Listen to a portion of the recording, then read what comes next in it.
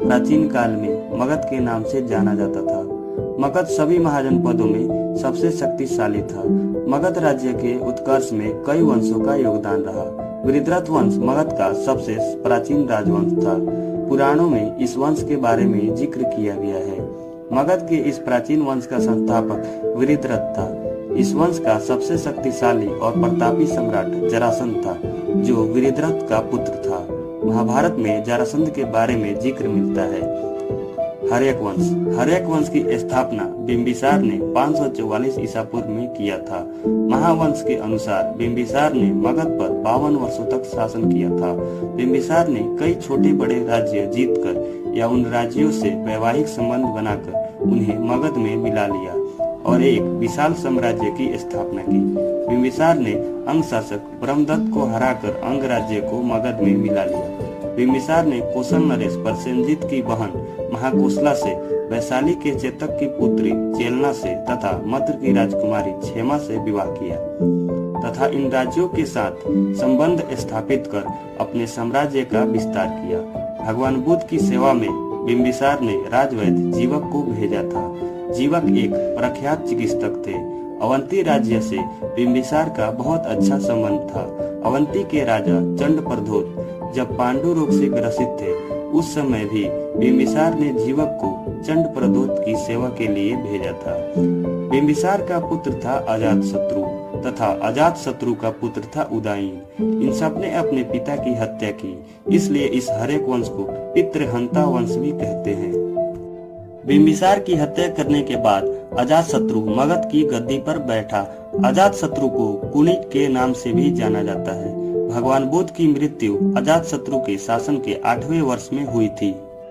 अजातशत्रु के सुयोग्य मंत्री का नाम था वर्षकार। इसी मंत्री की सहायता से अजातशत्रु ने वैशाली पर विजय प्राप्त की। अजातशत्रु ने वैशाली के शक्तिशाली वजी संघ से युद्ध किया।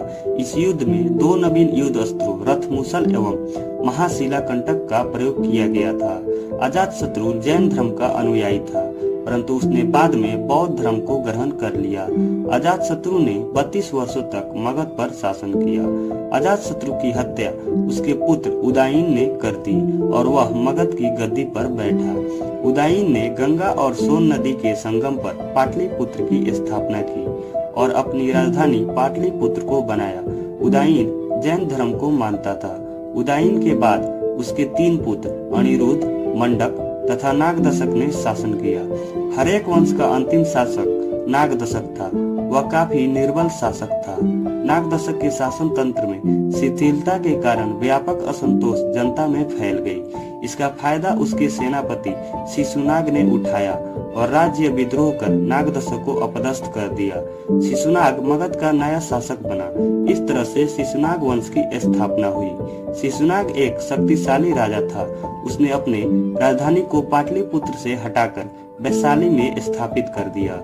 शिशुनाग का उत्तराधिकारी हुआ कालाशोक। कालाशोक अपनी राजधानी को पुनः पाटलिपुत्र ले गया।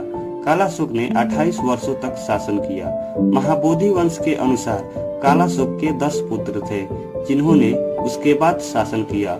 शिशुनाग वंश का अंतिम राजा नंदीवर्धन था। शिशुनाग वंश के बाद नंद वंश का उदय हुआ।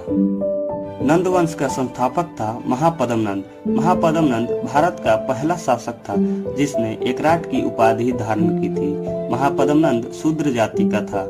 इसने परशुराम के तरह कई क्षत्रिय राजाओं को मारा था, इसलिए इसे पुराणों में परशुराम का दूसरा अवतार भी कहा गया है।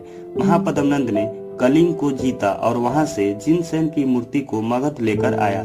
महापद्मनंद ने कलिंग के क्षेत्र में नहर का निर्माण करवाया था।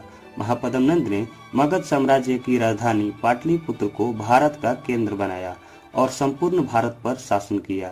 नंद वंश में सेना की संख्या काफी ज्यादा थी। संस्कृत व्याकरण के लेखक पाणिनि महापद्मनंद के ही दरबार में रहते थे। नंद वंश का अंतिम शासक घनानंद था। घनानंद एक लालची और क्रूर शासक था। उससे जनता काफी परेशान थी। घनानंद सिकंदर का समकालीन था। सिकंदर का भारत पर आक्रमण घनानंद के ही शासनकाल में हुआ था। सिकंदर ने भारत के उत्तर पश्चिम क्षेत्रों पर आक्रमण किया था। सिकंदर के भारत से जाने के बाद मगध साम्राज्य में काफी अशांति और अव्यवस्था फैल गई। घनानंद ने चाणक्य का अपमान किया। तब चाणक्य ने कहा कि मैं तुम्हारे इस विशाल साम्राज्य का अंत कर दूंगा और तुम्हारी जगह एक योग्य व्यक्ति को मगध का शासक बनाऊंगा। चाणक्य ने अपनी कूटनीति का प्रयोग किया। उन्होंने चंद्रगुप्त मौर्य की सहायता से घनानंद को हराया। चंद्रगुप्त मौर्य मगध के नए शासक बने और इस तरह से मौर्य वंश की स्थापना हुई।